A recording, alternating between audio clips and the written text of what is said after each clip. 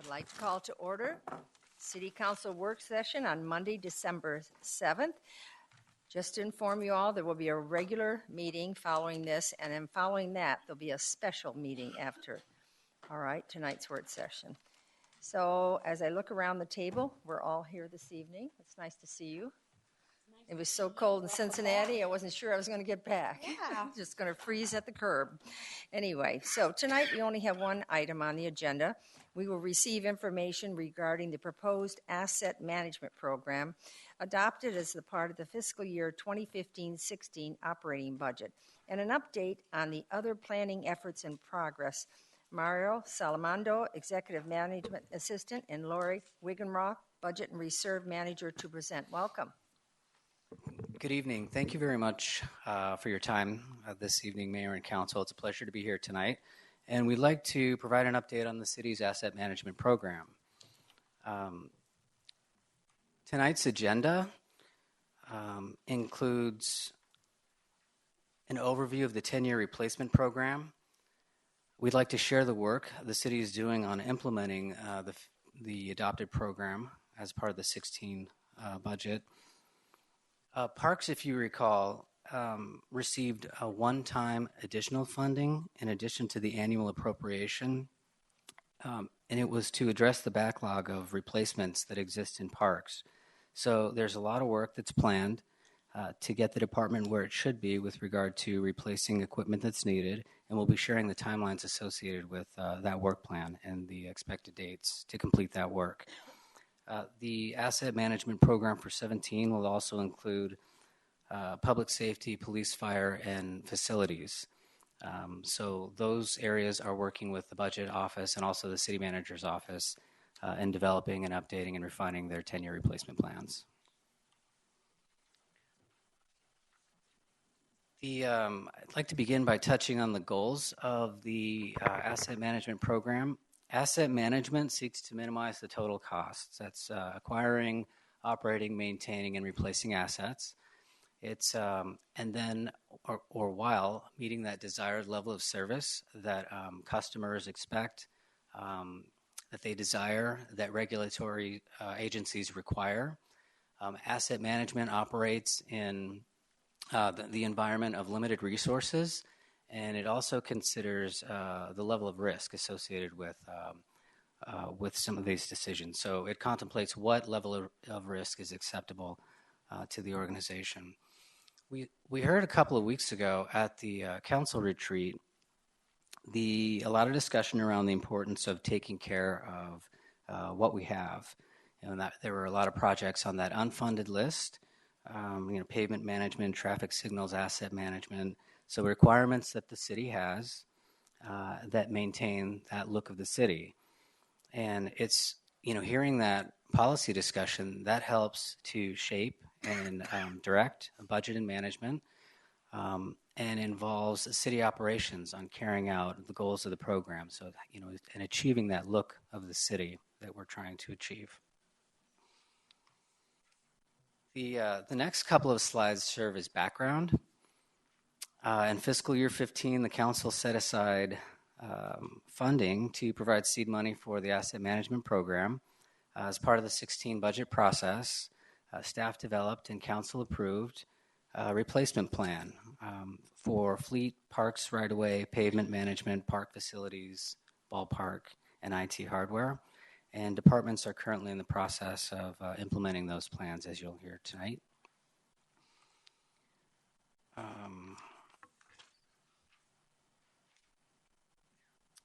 Let's see. This is a look at... Yeah. Councilman Pizzillo. Just a general question on the pavement management. Is this being funded with one-time money like construction sales tax and, that type of thing, as opposed to our operating? It's both an operating. There's a one time that's in the capital fund, and then there's also ongoing that's coming out of the operating budget. Yeah, because the reason why I ask is we've got a large amount here for pavement management, and that's kind of more or less an ongoing type of issue. I just don't want that to have to be relying on construction sales tax or that one pot pool of money when you really have something in real life that is regularly needed on a regular basis. You know, I mean, sometimes when you're looking at vehicles and whatever, sometimes in hard times don't like to, but you can sometimes stretch that out a little bit. But the pavement management, we're concerned to make sure that that's not fighting for that one-time pool of money. Council members, there is $1.2 million in the ongoing base budget for the streets area. That is pavement management. That is part of the ongoing budget. So it's the 1.8 that's in the CIP that is not in the one-time category. Okay, just would want a heads up if for some reason we don't have that 1.8 to take care of the streets, because that's is a priority of mine to make sure that we have safe streets out there. So, okay. Go ahead. This is a look at how the 10-year replacement plan is designed to work, and it uses fleet as an example. The bars in blue represent the replacement needs based on the year, the condition, the mileage of the vehicle, and the use. And the average annual need, as you see, is $1.8 million. You see a couple of spikes in 17, and there's another one in 22. In 17, there are 3 pumper trucks that are scheduled for replacement. And then in 22, there are 2 street sweepers and also a Freightliner Bear that is planned for replacement in the police department. So this is the scenario that we're prepared for today. It is an annual look, so the department evaluates those replacements as they're scheduled to be replaced, and then annually they take a look and see if any vehicles or pieces of equipment can be deferred. But if not, the plan basically puts together the funding to make sure that we have the replacements that we need to maintain that level of service. Sherry? I was just wondering, because so much is above that line, I guess it is a little concerning when we see those spikes in there, and I don't see that we can take enough from 16 to make up that spike. Right. Are we putting enough aside for this, really, honestly? Yeah, so this next slide, it shows how the replacements are funded and managed. And I can just direct you, if I can direct your attention to that chart on the right. You start with the beginning fund balance in the fleet reserve of $2.3 million. The annual allocation is 1.8. It's that average annual that is added to that fund. That planned use that's needed for replacements in 16 is 1.2, and you're left with 2.9. So that kind of carries through each year. So now the 2.9 is in 17. That's your base. You add the 1.8. Your 3 pumpers are there in 17, so 3.5, and you're left with 1.2. So again, part of the process is for the department to take a look at the condition of the vehicles and see if any vehicles can be deferred. But the program is set up to kind of address those spikes. Does that answer your question? It did. The chart, when I look at It's a little confusing. it's a little, when I look at the chart, and you explain the chart, it's better. When I look at those bar graphs, it's hard to see where we're getting enough to make that deficit up. That's what I was concerned about. Council members, it happens that in the case of the fleet replacement, you had been previously funding amounts into that particular fund. So it did begin with a beginning balance. Some of the other programs didn't start with a balance, but that is one of the reasons that we were able to maintain the $1.8 million a year. If we hadn't had a beginning balance, it would have to be higher than that. Okay, thank you. Joe? Yeah, I appreciate the seed. That makes it easier to explain that you had a seed money in front, so that it's kind of like a little reserve that you tap into to make sure you have enough to meet that. But my question is, and you may have covered this before, but is there anything left as far as the capital replacement fund that's still being worked on that may add to this $1.8 million a year? Have we completed all of the little components? Because I know for a while we were looking at streets, and we were looking at parks, and we were looking at replacement equipment for parks, and we had all these different categories. Are we now all caught up, or is there still others that may add to this because we're still working on a couple other components? Well, the 1.8 applies to fleet and equipment, so that's the set aside for that program. And well, let me clarify for all of it. What we have here, is there other pieces that's going to add to this that we're still working on? Yes. Okay. This year we're working with public safety, so police and fire, and also facilities. So those areas are going to be taking a look at the 10-year replacement Okay. that are going to be necessary in those areas, and we'll be pulling together that information and bringing a recommendation back to city management and the city council on how to address those needs that currently aren't in the plan. Okay, that's my question. So they're not addressed here. That's something in addition we're going to have to deal with when you bring that before us. Okay, thank you. Joanne? Okay, I'm just, for clarification, making sure I'm on the same page here, that the question to the previous slide that Councilmember Brazil asked was about the ongoing, which obviously pavement management is. We're going to have new streets, but we have a continually ongoing pavement management, and so was the 1.2 million coming from ongoing revenues. So does that mean that 0.6 is coming from the CIP? I'm just trying to understand the breakdown, and then lastly to that you just stated was that what we're looking at here of this 1.8, this is just fleet and pavement management? Am I putting, what was it, fleet and what was the other one? Let me clarify. I'm getting a little muddy here. We have some numbers that look the same Okay. in this case. Okay. In the case of pavement management, there's $1.2 million in ongoing base budget for pavement management. And then in addition, there's $1.8 million a year that we place in the CIP based on the $3 million asset management level that's been established for pavement management. Okay. It just happens that there's also that the need for fleet is $1.8 million a year. Numbers, so it's just similar numbers. So the fleet portion is not, it's a one-time funding. In reality, we funded more one-time activities in this year's budget than there were on-time revenues. So we do use ongoing revenues to fund some one-time things, but we haven't related, that the only thing in asset management that's funded by ongoing revenues right now is that $1.2 million that's in the fleet-based budget. Okay. I'm sorry. The pavement management-based budget, I'm getting confused by the numbers as well. Okay, thank you.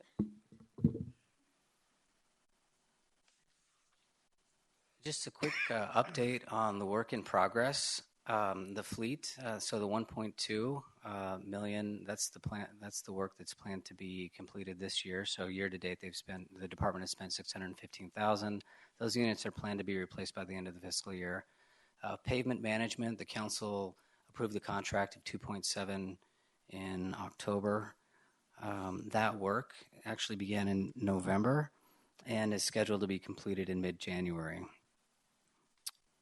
Let's see, the IT hardware, the focus is on network and server equipment, and that work is scheduled to be completed by the end of the fiscal year as well. Just a quick note on enterprise fund replacements, so water, wastewater, sanitation. Those are tied to the adopted rate plan. So when the department or when the city goes through the analysis of what replacement needs are needed, that is factored into the rate plan that moves forward. Update on park replacements. So again, the department received their ongoing appropriation, but also additional one-time funding to help address some of the backlog in that area. And so before you is a calendar schedule of the anticipated completed date for some of these key improvements, irrigation. You see the various locations that are planned. That work is scheduled to begin in January and be completed by March. Exercise equipment, tot lots, amenities, which are picnic tables, picnic tables and trash receptacles. Those are scheduled in quarter 3.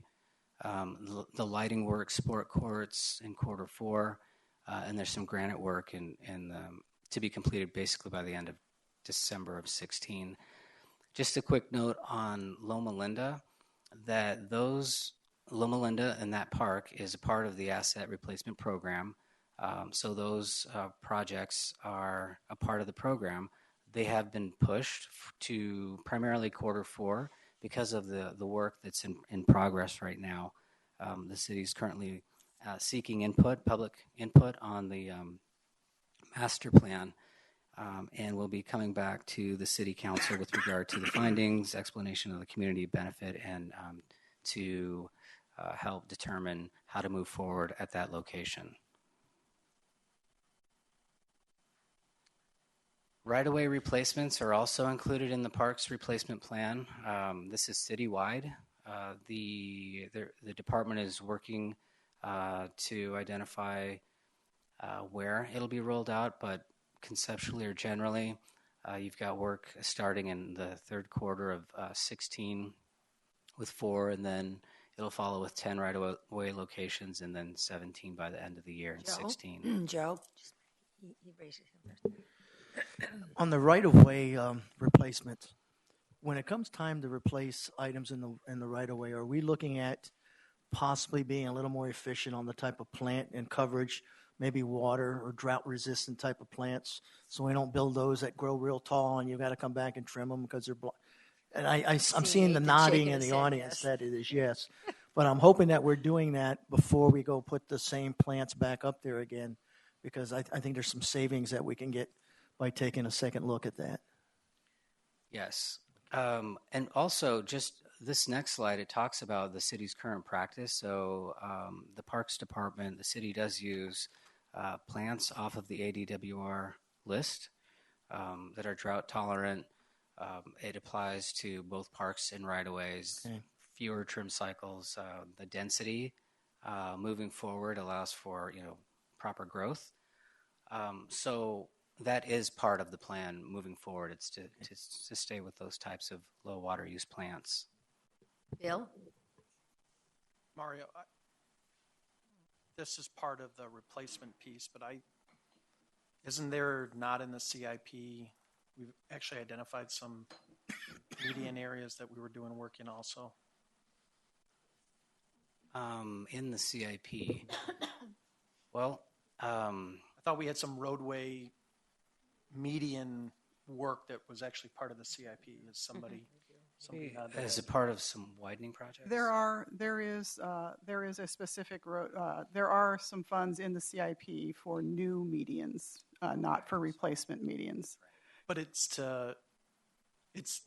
to actually fill in the median that exists. Was it for brand So new? that's new, Right. Yeah. For new it's to install new median. right, Landscaping. install landscaping, gravel, granite, whatever in for new purposes, whereas this is to replace what already exists. And I'm just going to confirm, Nathan's been back there going like this, so I know he's got some information. If not, that was very good what you said, but is there anything Council members, reassured here?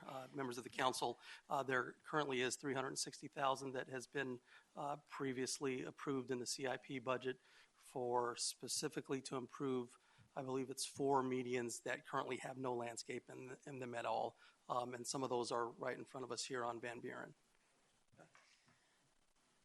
Wally?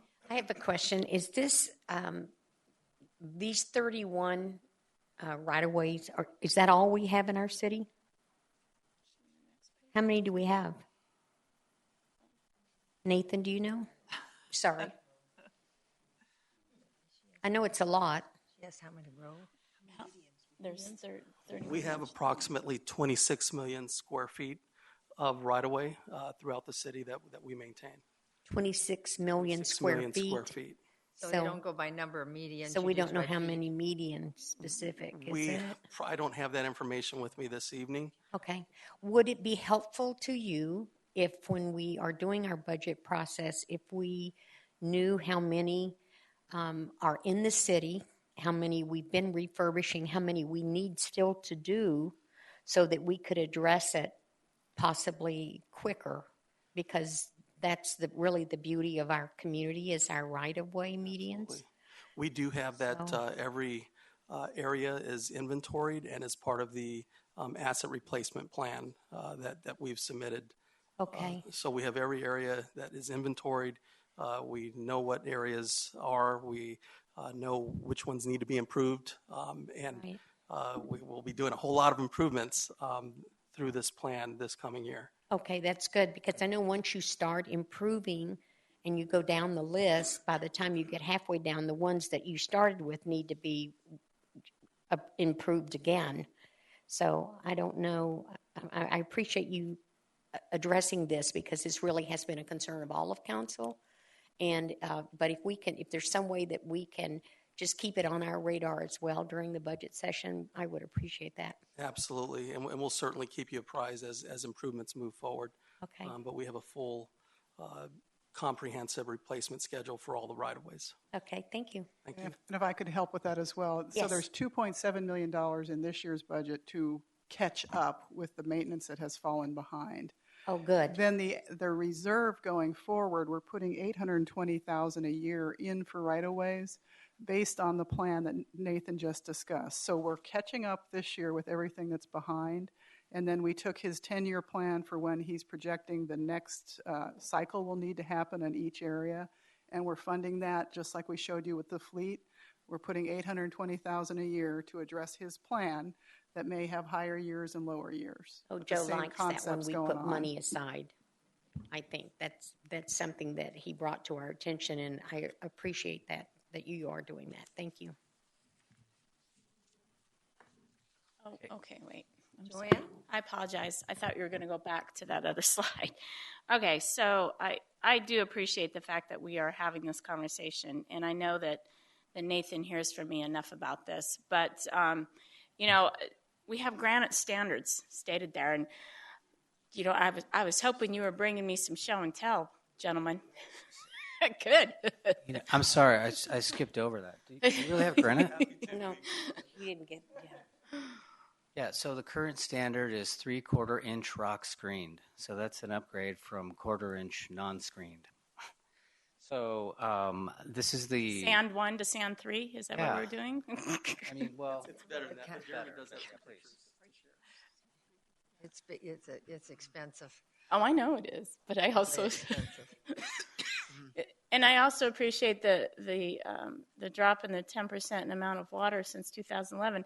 And I know it goes back to the species, and the right of way, the median that's in between Litchfield Road to Dysart on McDowell through in front of it's sporadic. Areas that obviously are ours, areas that are in front of the hospital, areas that, it's sporadic of what it looks like. But, I mean, there are, and I don't know what exactly the plants are, if they're considered succulents or not, but they look like they are a desert plant, but the ends are fried.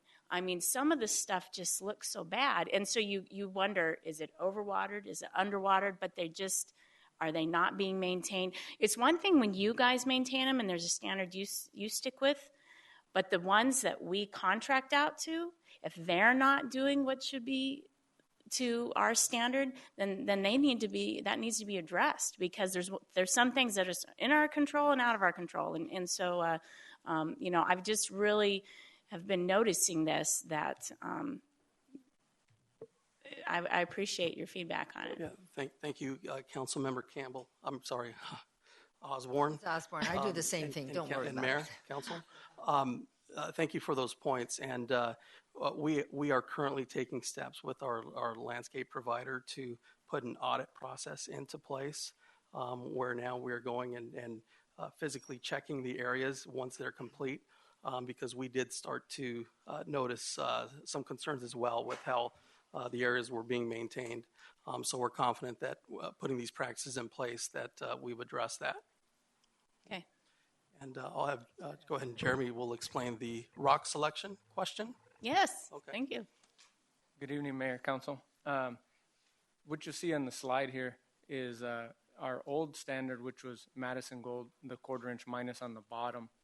And what that consists of is about 60 to 80% of it is minus or fines. And our new standard is the Madison Gold 3/4 inch screened, which is on the top.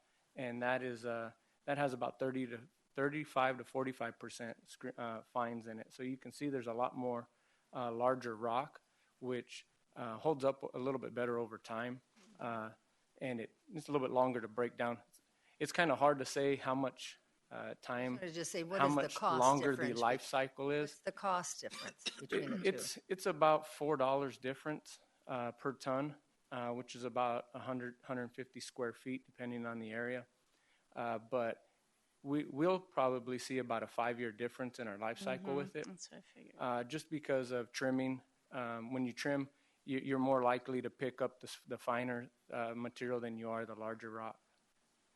Thank you so much for that difference. And I think, it'll also look like it's finished because there's many areas that you'll sit there and say, oh, no, that median's done. We did that, but it's that stuff. And so you still sit there going, no, it's not. It's bald areas. That's what Right, happens with exactly. that. When Yeah. evaluating the areas that, in some of our older communities, we actually started labeling it down to dirt is what we call it. Just because after it breaks down after so long, it does tend to blend in with the dirt just from the original color that it has and then the amount of fines that are in it. So it was one of the reasons why we wanted to get away from it. Bill? The other for me is, what is the next size up from 3/4 screened? Because there's still a lot of fine in that. Yeah. And if we go to a bigger, just common sense tells me if we have a lot of bigger pieces, instead of getting a 5-year life, we may get 7 or 8 years. And I'm imagining at some point we're going to have a cost. There's going to be a tipping point on cost. Mm-hmm. Have we looked at that? Yeah. So we've looked at it a couple of different ways, and Mayor, Councilmember Stipp, we've looked at a couple of different things. To answer your question first, 3/4 inch screened. The next thing is to a 3/4 inch sized, where all the rock is pretty much the same size. When you get into the 1-inch granite, the selection starts to narrow down as far as what's available. There's really a few dollars difference between the screened and the sized granite, but you're probably talking from $32 to $38 per ton. The life cycle that we have that we've marked is about a 15-year life cycle on our granite, which we're hoping that we'll get 15 years out of the screened, where the 1/4 inch minus, we were starting to see it after about the 10th year.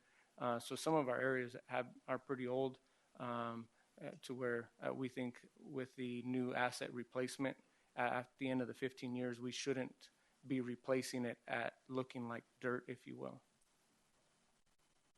And you guys are pretty confident. I'm thinking about my own yard, and I'm 15 years, and I've got 3/4 sized, and I've got only a few patches that are popping up that look like they need rock, and so I'm just kind of trying to apply some common thinking to that. Where this other stuff, I know I put 3/4 screen down, and I'm just gonna let it all hang out over at my mother's house, and that was after about the 10-year mark. It was wearing out. No, Councilmember Stipp, the granite, the life cycle on a granite really depends on several different things. One is how many times are you trimming your yard every year. The more you trim it, the faster you're going to pick it up, and it's going to disperse somewhere else, more than likely into the landfill. How much erosion you have in the area. If it's on a slope, a lot of that's going to go down the street when it rains. So a lot of the things that we're trying to target is the how the right-of-ways are made up, so that they're not mounded, things like that. So we're trying to address how long our granite is lasting by doing some of the design aspects of it. But then when you get into just strictly the size of the granite, 3/4 inch sized, if you will, has a lot larger pieces to it. But at that point, your fines usually end up underneath. To say it would last longer, it's kind of hard to say. It may. I think it comes down to the maintenance practices that you have, and just purely, do you like the screened versus the sized? I think it may have some longevity to it, benefits, but I'm not comfortable saying that at this point. Does it make any sense for us to do a test patch of 3/4 sized? We do have, and then we'll know, when we're all gone in 15 years, we'll all know that. Yeah, we have tried. We have. You'll still be here. But. We have a patch that we're testing to see, on the 3/4 inch size, to see if what's that how long is it going to hold up? Does it break down any, after 5 years, does it look better than the screened? So we're evaluating that as we go forward. Perfect. That's perfect. Thank you. Thank you.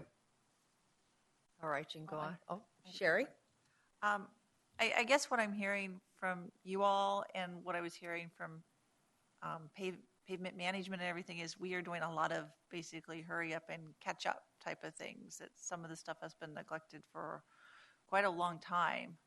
And, I appreciate the fact we're trying to speed it up as fast as we can. And I think I do want to give you a compliment. I think you're doing the best you can to get, how many million square feet fixed to look decent. So I do understand that. I think the people from the city have to understand that, who are listening, that this has been something we put off during the recession, and it's not all going to be fixed right away. And we don't have all the money in the world to throw at to fix it like that, no matter how much we would like to do that. So I do appreciate what you guys are doing. And I think the choices we have to make in our decision making, there are other things in the city that citizens have asked all fall within sort of that caliber. And so you do have to kind of balance it out. We can't pour it all into one pile of rocks. Literally. And I will, if I may just share one more thing, you will see a substantial impact and improvement throughout the city with these measures through the asset replacement plan. That's exactly. Thank you. Any other questions on this one? Go ahead. Thank you.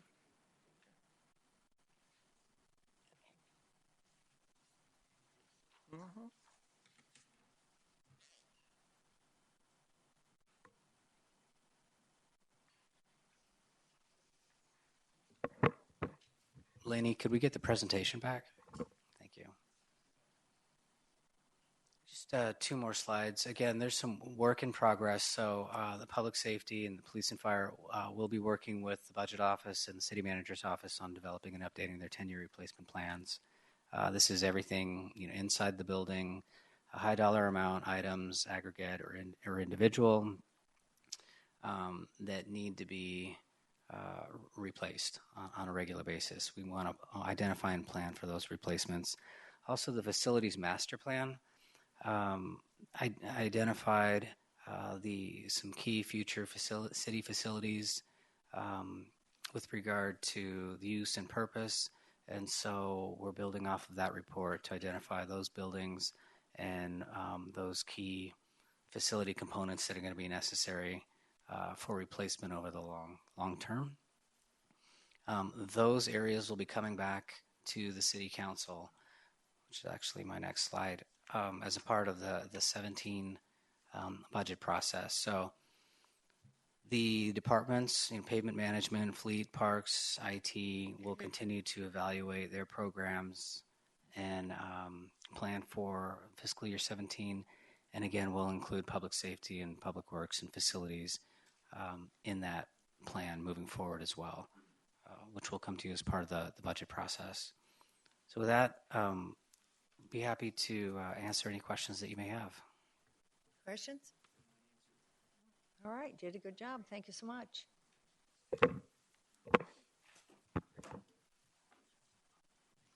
All right, you're looking perplexed. I know, and I'm looking at my watch too. It's all a little bit different. About 6:10. Is that what we're looking at? So, all right. Anything from the city manager at this point? Okay, we're going to adjourn this meeting, and we'll then go into our regular meeting. So this meeting is adjourned.